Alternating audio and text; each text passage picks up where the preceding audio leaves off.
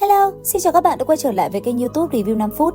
Ở cuối tập 115, sau khi Vương Lâm phá cửa xông vào, Mạc Lệ Hải lập tức thi triển tuyệt chiêu, đồng thời thanh âm vang lên quát: "Đỡ được chiêu yêu hải bét lãng này, ngươi mới có tư cách nói chuyện trước mặt bản tướng." Lời lão vừa dứt, cơn sóng dữ khổng lồ cao vạn trượng kia đã liền ập vào người Vương Lâm. Đối diện với nó, Vương Lâm vô cùng bình tĩnh. Chỉ trong nháy mắt, anh ấy đã liền vung tay, phía sau lưng, một con dao lông khủng bố rít gào đã liền hiện ra giữa không trung. Ngay tức khắc, chỉ thấy khi sóng dữ lao tới, nó đã liền bị dao lông chặn lại. Cứ thế, hai bên giao chiến một hồi vô cùng ác liệt.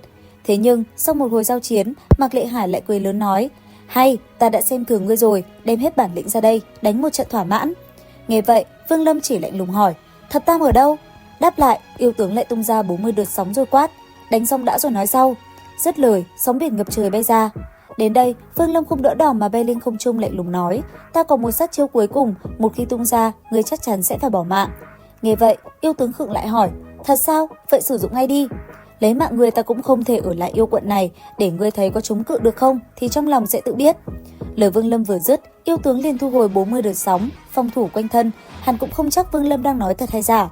Còn Vương Lâm, đột nhiên anh ấy nhắm mắt ngưng thần, ngay sau đó, anh ấy liền kết ấn, chỉ trong nháy mắt, trên trời cao, hư ảnh một thủ ấn từ từ lộ ra.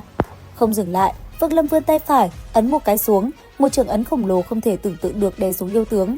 Yêu tướng cảm thấy không thể chống cự, không thể né tránh, hắn dồn toàn bộ yêu lực, hóa thành vô số hải long lao lên trời, quyết định liều mạng. Thế nhưng, khi trường ấn vừa tới, nó liền xuyên qua thân thể hắn như không có gì xảy ra, làm yêu tướng ngẩn người. Đến đây, Vương Lâm từ từ hạ xuống, bình thản nói: "Người đã bỏ mạng rồi." Nghe thế, yêu tướng sắc mặt phức tạp hỏi lại: "Đây là thần thông gì?" Đáp lại, Vương Lâm chỉ lạnh lùng đáp: "Châu này vô danh."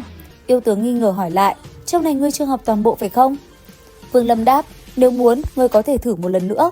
Lời này vừa thốt ra, nó làm yêu tướng đứng hình, hắn 9 phần nghi ngờ đây là chiêu hư ảo, nhưng một phần còn lại khiến hắn không dám cược mạng. Cuối cùng, yêu tướng chịu thua, hắn hít sâu một hơi rồi nói: "Ta luyện pháp bảo, cần 18 người, Thập Tam là người cuối cùng, chưa luyện hóa, ta có thể trả hắn, nhưng ngươi lấy mạng lính của ta, 3 tháng nữa ta về kinh đô so đấu, ngươi giúp ta bỏ qua mọi chuyện, nếu không, ta bỏ mạng cũng kéo ngươi theo." Nghe vậy, Vương Lâm trầm ngâm rồi gật đầu. Đến đây, Mạc Lệ Hải cười lớn, gã vung tay, thân thể Thập Tam lập tức hiện ra. Theo cử động của hắn, Thập Tam đang hôn mê liền bay về phía Vương Lâm. Đồng thời, trước đông đảo những người bên ngoài đang trố mắt vì kinh ngạc, thanh âm Mạc Lệ Hải vang lên nói: "Hôm nay, ta, Mạc Lệ Hải tuyên bố Vương Lâm là tả dược đệ nhất phó tướng." Chưa hết, Mạc Lệ Hải có nhắc riêng, nếu Vương Lâm trong cuộc tỉ thí tại kinh đô yêu thành sắp tới nếu thắng, sẽ đề cử Vương Lâm lên làm tướng. Nghe vậy, Vương Lâm khẽ gật đầu một cái rồi liền mang theo Thập Tam rời đi, đồng thời để lại một thanh âm lạnh lùng nói: "Sau 3 tháng, ta sẽ trở lại." Dứt lời, anh ấy liền biến mất. Trên đường về, Vương Lâm ghé qua Hắc Lao tìm hổ bào nhưng không thấy dấu vết gì. Hít sâu một hơi, anh ấy liền bay về bộ lạc luyện hồn. Vừa về đến nơi, cả bộ lạc từ Âu Dương Hoa đến toàn bộ tộc nhân khi thấy Vương Lâm lập tức quỳ xuống đồng thanh hô: "Cung nghênh lão tổ trở về." Nghe vậy, Vương Lâm chỉ khẽ gật đầu rồi liền một đường bay thẳng vào trong quân doanh. 3 ngày sau, Vương Lâm đánh thức Thập Tam, hắn biết tin hổ bào mất tích, và đáng lo hơn là hắn không còn cảm nhận được linh hồn của hổ bào. Bây giờ, Vương Lâm chỉ có thể kết luận hổ bào hoặc đã bỏ mạng hoặc là bị giam ở nơi cực kỳ đặc biệt. Suy nghĩ một hồi, Vương Lâm lấy ra Ngọc Giản Cự Linh Cửu Tu, một loại công pháp luyện thế để Thập Tam tu luyện. Tuy nhiên, trong cuốn công pháp này, Vương Lâm đã xóa đi 3 tầng cuối, chỉ đưa cho Thập Tam 6 tầng đầu. Tuy vậy, Thập Tam vẫn thập phần kích động, sập đầu thề quyết trung thành. Cùng lúc đó, tại một chiến trường cổ xa xôi, hổ bào đang tu luyện với hàng trăm hồn phiên, xung quanh là một lão già hắc bào bí ẩn. Lão già này đã cứu hổ bào khỏi hắc lao. Lão già nhìn hổ bào thì thào nói: "Chủ tử cũ của ngươi vừa đến cổ yêu thành cứu Thập Tam, ta đi chậm một bước." Nghe vậy, mắt hổ bào lộ vẻ phức tạp đáp: "Nếu ta luyện hóa hết hồn phách ở đây, việc đầu tiên là đi lấy mạng Vương Lâm." Nói xong, hổ bào lại tự lẩm bẩm: "Ngươi tuy truyền thần thông cho ta, nhưng lòng dạ khó lường, nếu không vì ngươi, ta đã không vào hắc lao. Ta chờ ngươi cứu, nhưng ngươi không đến, chờ mong hóa hận thù, ta thề sẽ không bao giờ làm nô bộc cho ngươi nữa." Câu thề của hổ bào vừa dứt, lão già bí ẩn kia cũng hài lòng mà rời đi. Chỉ còn lại một mình, hổ bào lẩm bẩm nói: "Thập Tam chỉ có ngươi mới bị mê hoặc, Vương Lâm chỉ xem ta là đồ bỏ đi, chờ ngày ta có 1000 vạn hồn phách, xem ngươi chống đỡ thế nào."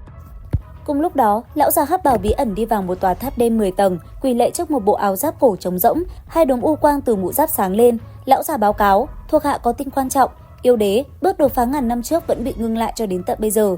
Thanh âm ấy vừa dứt, bộ giáp lóe lên hàn khí, truyền tin tức cho lão già. Lão già rời đi, thầm nghĩ: Tên hổ bào này chỉ là vật thí nghiệm, nếu luyện hồn thuật của hắn phối hợp với công pháp của ta thành công, ta sẽ cho hắn ngưng tụ toàn bộ tiềm lực bùng nổ trong 1 canh giờ, trở thành một yêu vệ cho chủ nhân. Trở lại với Vương Lâm, sau khi trở về, anh ấy liền thả Diêu Tích Tuyết ra khỏi cấm chế. Hắn cho nàng cơ hội thứ 2 để trả lời câu hỏi, đổi lấy 50 năm tự do. Diêu Tích Tuyết từ chối, cô ta nói cha mình sẽ đến lấy mạng Vương Lâm. Đáp lại, Vương Lâm chỉ lạnh lùng dứt khoát nói: "Người đã mất cơ hội lần thứ 2." Dứt lời, anh ấy đột ngột ra tay, rồi lấy một cây châm nhỏ màu đỏ từ trong miệng nàng. Đồng thời, anh mắt sắc lẹm nhìn cô ta quát: "Người định dùng tia tinh khí cuối cùng này tự sát." Thanh âm vừa dứt, Diêu Tích Tuyết biết kế hoạch của mình bị phá vỡ. Trong cơn căm hận tột độ, tâm cảnh của nàng đột nhiên thăng hoa, có dấu hiệu dùng hận nhập đạo. Vương Lâm lập tức nhận ra, hắn cười nhạt nói: "Xem ra cấm chế trên người ngươi còn quá ít." Hắn vung tay liền đánh ra thêm rất nhiều cấm chế bao phủ lấy Diêu Tích Tuyết, đồng thời anh ấy còn phong bế các huyết đạo trên người cô ta. Đến đây, Diêu Tích Tuyết chỉ có thể vùng vẫy trong vô vọng mà thôi. Làm xong, Vương Lâm liền ném nàng trở lại túi trữ vật. 2 tháng trôi qua, sắp đến ngày hẹn, Vương Lâm giao việc cho Âu Dương Hoa, thanh âm chậm rãi vang lên nói: "Ngươi hãy phái người xâm nhập tất cả các bộ lạc, truyền bá luyện hồn thuật. Đây là phần 2, rút phách thuật, chỉ truyền cho chi chính." Nói rồi, hắn thu hồi Tôn Hồn Phiên, để lại vài cơ phụ cho Âu Dương Hoa quản lý, rồi bay nhanh đến Cổ Yêu Thành. Không lâu sau, Vương Lâm đã gặp lại Mạc Lệ Hải, cả hai dùng 3 truyền tống trận đi thẳng đến Thiên Yêu Thành, kinh đô của Thiên Yêu quận, một siêu đô thị gồm 9 thành. Tại trận pháp thứ 14 dành riêng cho yêu tướng, đám lính canh năm buôn dưa. Lần này, đại chiến yêu tướng 300 năm một lần rất đặc biệt, nghe nói sẽ tuyển chọn 2 phó soái mới, Mạc Lệ Hải cũng là ứng cử viên nặng ký.